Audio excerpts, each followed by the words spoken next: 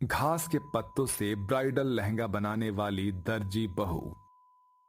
तेज बारिश हो रही थी और बारिश के साथ फिर आंधी चलने लगती है। निशा एक छोटे से घर में रहती थी जहां उसका 5 साल का बेटा मोहित और कोमा में पड़ा पति केशव था।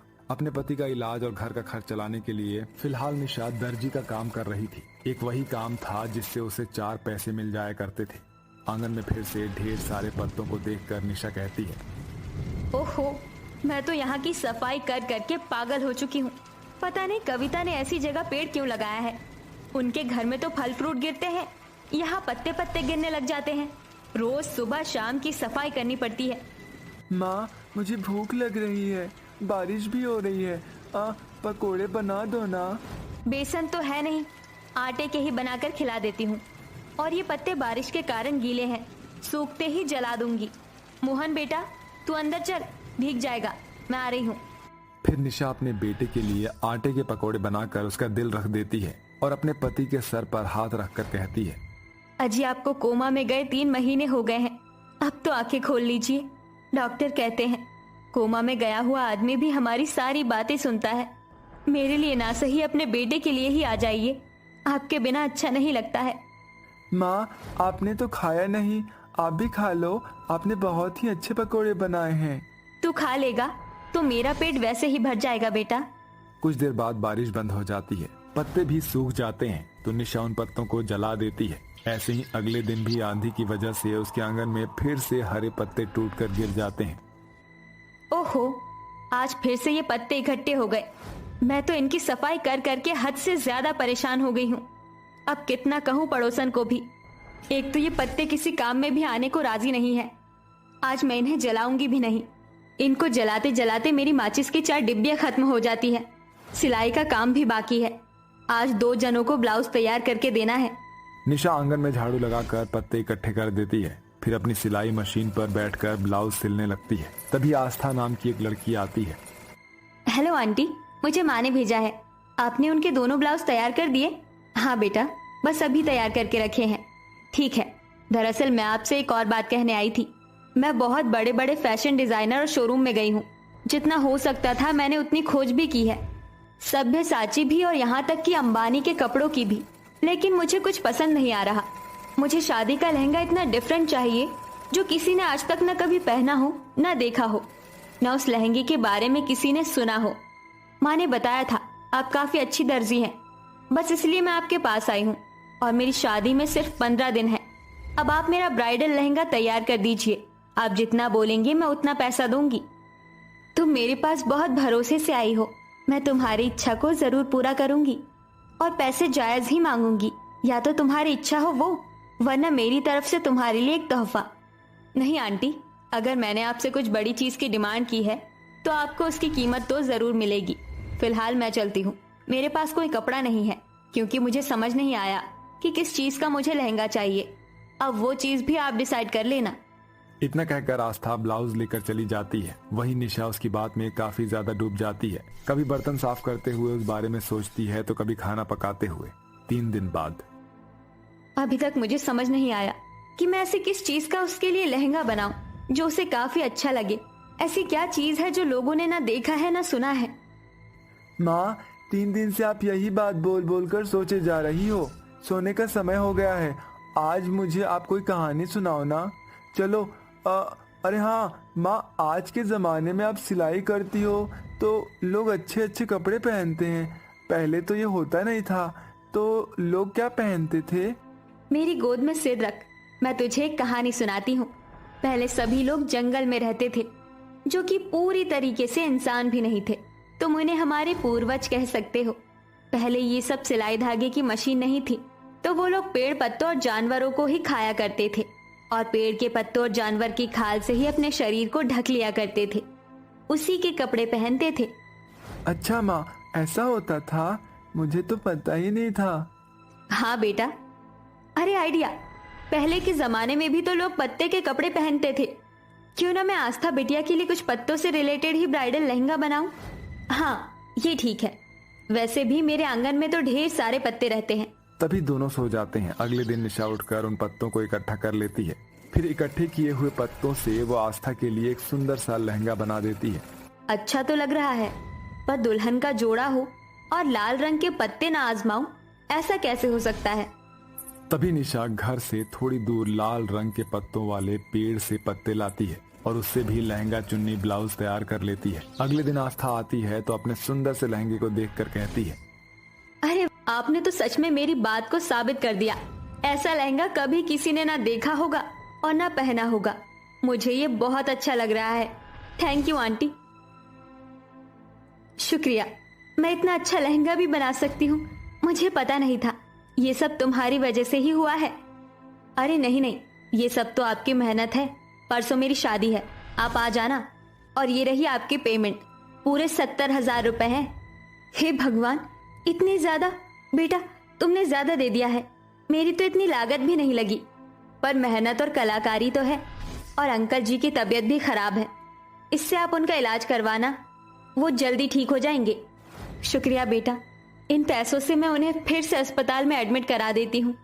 इतना कहकर निशा अपने पति को अस्पताल ले जाती है, जहां डॉक्टर उसके पति का इलाज अच्छे से करते हैं। और 2 दिन बाद वो आस्था की शादी में अच्छे से तैयार होकर जाते हैं, जहां आस्था का ब्राइडल पत्तों वाला लहंगा काफी लोगों को पसंद आता है। वहां अतुल नाम का एक डिजाइनर भी आया हुआ था, जो कहता है, वंडरफुल, इट्स अमेजिंग। आज तक मैंने ऐसा ब्राइडल लहंगा कभी नहीं देखा और इसका जुड़ाव भी प्रकृति से है। आस्था, मुझे बताओ ये किसने बनाया है? उसे मैं अपने स्टूडियो में ले जाऊंगा ताकि मैं उससे और लहंगे बनवाऊं, उसकी पोस्ट को बढ़ाऊं, कला को आगे भेजूं। आपने मेरे ड्रेस की इतनी तारीफ की, इसके लिए शुक्रिया। ये निशा आंटी ने बनाया है, वो देखो आपके पीछे है, आ गई वो। नमस्ते। मुझे तो यकीन ही नहीं होता कि आपने इन अलग अलग पत्तों से एक सुंदर सा दुल्हन का जोड़ा बनाया है। मैं मार्केट में ऐसे और दुल्हन के जोड़े लाना चाहता हूँ, क्या आप बनाएंगे? मैं आपको अपने फैशन डिजाइनर में पोस्ट देना चाहता हूँ। आपकी फीस पूरे 1 लाख रुपए होगी। मैं तो इस टैलेंट को विदेशों में ढूंढने जा रहा था, पर आपसे मुलाकात हो गई। देखिए मैं कितना खुशकिस्मत हूँ। देखिए मैं ज्यादा पढ़ी लिखी तो नहीं हूँ, मैं कैसे आपके फैशन डिजाइनर के पोस्ट में काम आऊंगी। फिर भी अगर आप मुझे इतना काबिल समझते हैं तो मैं आपके साथ जरूर काम करूंगी। आंटी जी आप चिंता मत कीजिए, ये बहुत बड़े फैशन डिजाइनर है। सच? ठीक है, तो मैं आपके साथ जरूर काम करूंगी।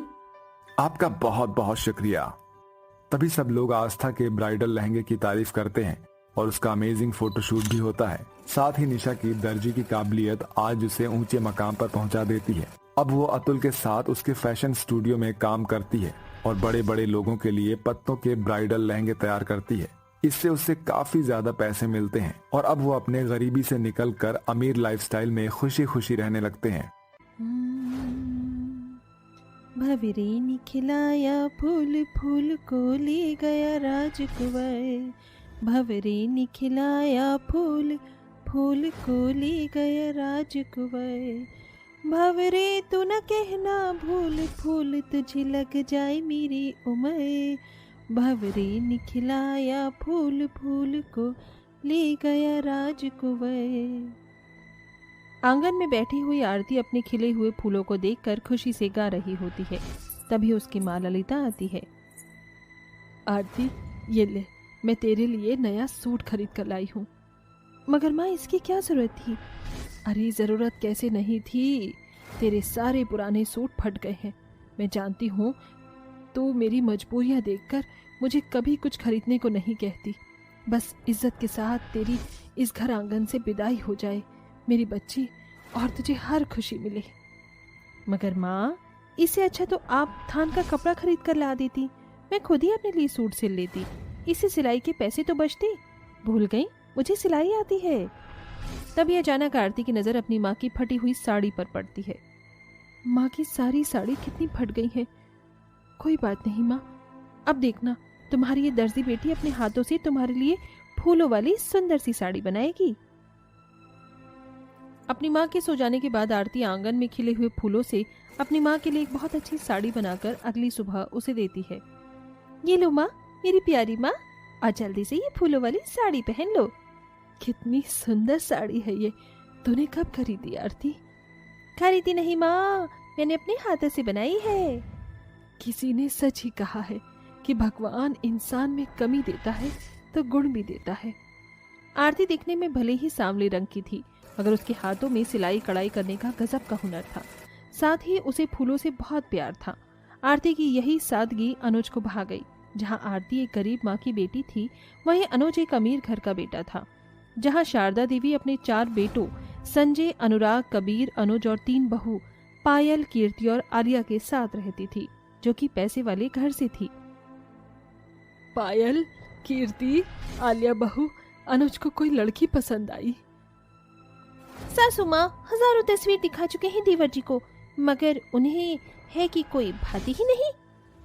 सासू माँ मुझे तो ऐसा लगता है कि हमारे देवर जी की दुल्हनिया धरती पर है ही नहीं। क्या बात है अनुज, तुम्हारी तीनों भाभियां तुम्हारे लिए इतनी अच्छी अच्छी लड़कियां ढूंढ रही हैं, फिर तुम्हें इनमें से कोई पसंद क्यों नहीं आ रही? क्योंकि माँ, मैं किसी और को पसंद करता हूँ। आरती नाम है उसका। आरती की तस्वीर देखते ही शारदा शादी के लिए मना कर देती है, जिसके बाद अनुज आरती के साथ शादी करके उसे घर ले आता है। अपनी काली देवरानी को देखकर शारदा की तीनों गोरी घमंडी बहुएं उसे खूब भड़काती हैं। पता नहीं हमारी इस काली देवरानी ने कौन सा जादू चलाया जो हमारे प्यारे देवर जी बद्रीनाथ बन गए और इस ब्लैक की बॉडम की देवरानी बनाकर यहाँ ले आई।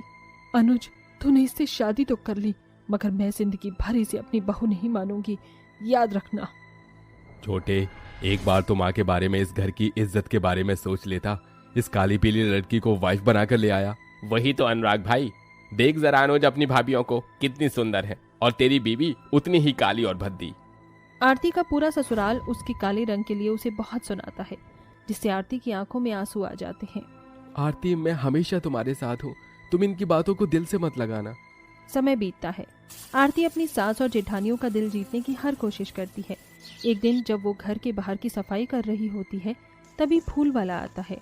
फूल ले लो, फूल, रंग बिरंगे सुंदर फूल खिले हुए बाहर वाले खूबसूरत फूल, फूल ले लो फूल।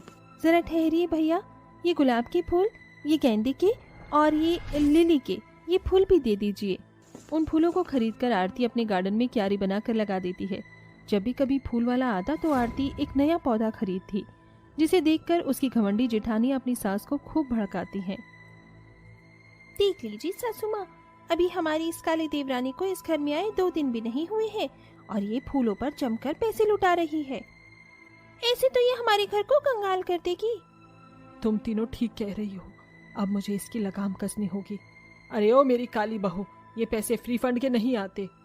और नहीं तो क्या, हमारे पति इतनी मेहनत से खून पसीना बहाकर पैसे कमाते हैं और तुम वो पैसे मजे से इन फूलों पर लुटा रही हो, जो आज खिले हैं कल मुरझा जाएंगे। जेठानी जी, मगर ये कितने खूबसूरत लग रहे हैं। अगर आप सभी को मेरे फूल लगाने से कोई परेशानी है तो माँ जी, जेठानी जी, आगे से मैं फिर कभी फूल नहीं खरीदूंगी। ऐसे ही दिन बीतते हैं और शारदा के बेटों को अपने बिजनेस में बहुत बड़ा घाटा झेलना पड़ता है, जिस कारण बिजनेस सील हो जाता है।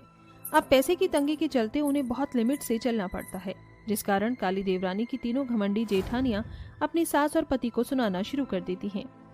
क्या बुरी दिन आ गई है हमारी कि अब हमें दाल रोटी खानी पड़ रही है। सारी गलती हमारे पतियों की ही है, इनसे एक बिजनेस भी ठीक से नहीं चला। सस्ते अंबानी। आलिया बहू, कीर्ति बहू, ये तुम दोनों किस तरीके से बातें कर रही हो अपने पतियों से? पति नहीं माँ जी, नासपति। अब बिजनेस तो डूब ही गया, घर में बैठकर खुइयां छीलेंगे।